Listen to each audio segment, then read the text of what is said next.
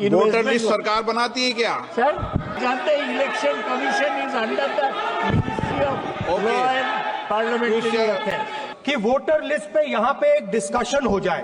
appointed who was earlier secretary of the cooperation ministry under Amit Shah. We hope that he replies properly. Our agitation on this point will continue. Okay. And investment voter list सरकार बनाती है क्या? Sir voter list सरकार बनाती है क्या? ये आपको समझाता हूँ। सर एक सेकंड, आप जानते हैं election commission is under the ministry of law and parliamentary affairs. It is under election commission has to answer to parliament. Sanjay Haribabu Jadhav. Sanctioned by us. Sanjay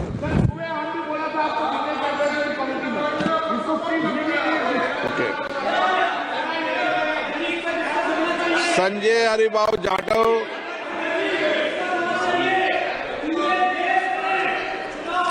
अध्यक्ष महोदय, संजय हरिबाबू जाधव अध्यक्ष महोदय, आप प्लीज, मैं आपके माध्यम से महत्वपूर्ण विषय पर आपका ध्यान आकर्षित करना चाहता हूं। आप बोलिए। मेरे संसदीय क्षेत्र में फसल बीमा योजना के नेता ये बोल रहे हैं ना, इनको बीच में तो रोकना ठीक नहीं है ना। एक मिनट उनको बीच में तो रोक। हाँ क्या बोलिए। बिकॉज आपने सही बात बोली कि वोटर लिस्ट क्या सरकार बनाती है। मैंने नहीं बोला नहीं, आपने बोला क्या, और आपने सही बोला कि सरकार वोटर लिस्ट नहीं बनाती है। मगर पूरे देश में वोटर लिस्ट पर सवाल उठ रहे हैं। हर स्टेट में, हर ऑपोजिशन के स्टेट में और महाराष्ट्र में black and white voter list पे सवाल उठे हैं। तो पूरा ऑपोजिशन मिलकर सिर्फ ये बोलने दीजिए, पूरा ऑपोजिशन सिर्फ मिलकर ये कह रहा है कि वोटर लिस्ट पे यहाँ पे एक डिस्कशन हो जाए। ओके। आप बनाते नहीं हो, इसको हम एक्सेप्ट कर रहे हैं, आप डिस्कशन तो कीजिए।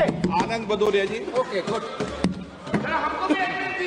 अध्यक्ष जी वोटर लिस्ट पे अध्यक्ष जी दे दीजिए। आनंद भदौरिया जी, वोटर लिस्ट पे दो। Sir in the morning also अभी आपको समय लगेगा प्रतिपक्ष नेता बनने में। आनंद भदौरिया जी। वोटर लिस्ट पे अध्यक्ष जी 30 second sir, 30 second sir 30 second, इसका बात करेंगे। अध्यक्ष जी वोटर लिस्ट पे बोलने का मौका दे दीजिए अध्यक्ष जी। वोटर लिस्ट पर अध्यक्ष जी, चलिए बैठिए सब, वोटर लिस्ट पर बैठिए। अध्यक्ष जी अंधेर हो गया है, मैं बड़े अंधेर हो गया है अध्यक्ष चलो जी। आनंद भदौरिया जी बोलना चाहते हैं। बोल रहे हैं चलो सर, बोल रहे हैं सर। बोलो। अध्यक्ष हमारा जी सबका इलेक्शन कमीशन में जो वोटर आईडी कार्ड है फर्जी इसको जोड़ने को लेकर। देखिए, इलेक्शन कमीशन तो सरकार के कब्जे में है और काफी अरसे से सरकार के कब्जे में है।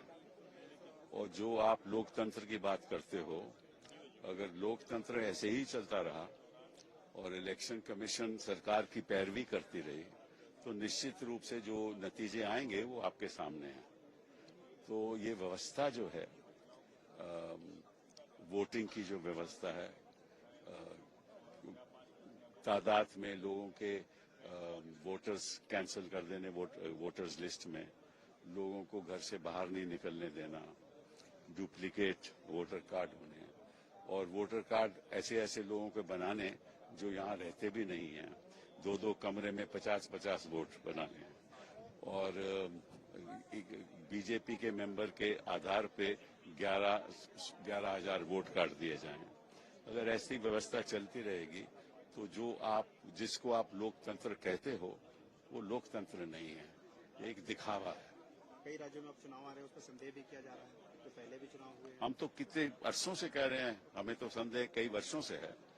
हम ईवीएम की अभी बात नहीं कर रहे, वो तो अलग बात है, वो अलग चर्चा होगी उसके बारे में कि जिस तरह से इलेक्शन कराते हैं और जमीन पे क्या होता है वो तो हमको मालूम है, सभी को मालूम है, लेकिन सुनने वाला कोई नहीं है।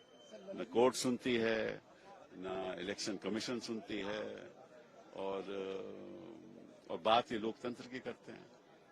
ललित मोदी जो कि भगोड़े, अब उन्होंने वनुवातु का पासपोर्ट ले लिया है, लेकिन अब एमईए कह रहा है कि उनका वहाँ का पासपोर्ट रद्द किया जाएगा। वो एमईए से पूछिए, उसे मुझे कोई लेना देना नहीं है। लेकिन जो भगोड़े हैं सर, उन्होंने दूसरी का पासपोर्ट ले लिया। अरे भैया, मेरा कोई लेना देना नहीं है, उनसे पूछो, सरकार से पूछो। किरण रिजिजू कह रहे हैं कि जो वक्फ बोर्ड जो बिल है उसको जल्द से जल्द पारित करना चाहिए, क्योंकि उससे मुसलमानों के हित की बात होगी। ये तो हमेशा मुसलमानों के हित की बात करते हैं। आजकल हुआ कि इन्होंने कभी इस मुसलमानों के हित की बात नहीं की। जो इनकाउंटर होते हैं वो भी हित की बात होती है, उत्तर प्रदेश में जो होते हैं, ठीक है ना। जो मुसलमानों को वोट नहीं किया जाता वो भी हित की बात होती है। हाँ, तो ये तो हमेशा ही मुसलमानों के हित की बात करते हैं। जरा अपने कॉन्शियंस में जाके, दिल में झांके, तो इनको सवाल का जवाब भी मिल जाए। देखिए, महत्वपूर्ण ये है ना कि चुनाव है तो लोकतंत्र है, लोकतंत्र है तो संसद है, और जो सरोकार है, जो इवन इलेक्शन कमीशन एक्नॉलेज कर चुका है मल्टीपल आई कार्ड का, और एक ही नंबर पे 2 जगह 3 जगह, तो उससे चिंता होती है कि हमारी चुनाव रिग की जा रही है। उसके संदर्भ में हमने उस प्रश्न को उठाना चाहा और हमें उसकी इजाजत नहीं दी गई। तो फिर संसद के मायने क्या है, संसदीय लोकतंत्र के मायने क्या है, इसलिए हमने वॉकआउट किया। अमित शाह ने सीतामढ़ी में कहा कि माता सीता का मंदिर बनाएंगे। सीता याद आई ना, बिहार का चुनाव है, बिहार की बेटी है। जय सिया राम बोलिए अमित शाह जी, जय श्री राम में सीता नहीं आती है। आज आप लोगों ने वोट किया है, किस मुद्दे को लेकर? देखिए, चुनाव आयोग और भारत की सरकार यानी कि सत्तारूढ़ दल मिलकर सरकारी तंत्र का दुरुपयोग करके फर्जी वोटर बना रहे हैं। राज्य दर राज्य, महाराष्ट्र में किया, हरियाणा में किया, दिल्ली में किया, बंगाल में शुरू हो गया है। इस पे हम जवाब चाहते हैं सरकार से। और दूसरी बात, अगर चुनाव की प्रक्रिया ही निष्पक्ष नहीं रहेगी तो फिर यहाँ कैसे आप आएंगे चुन के? वरना तो एक ही पार्टी जीतती रहेगी, एक ही पार्टी घोटाला करती रहेगी। तो इस पूरे चुनावी घोटाले पे सरकार का और चुनाव आयोग का पक्ष स्पष्टता के सामने आना चाहिए।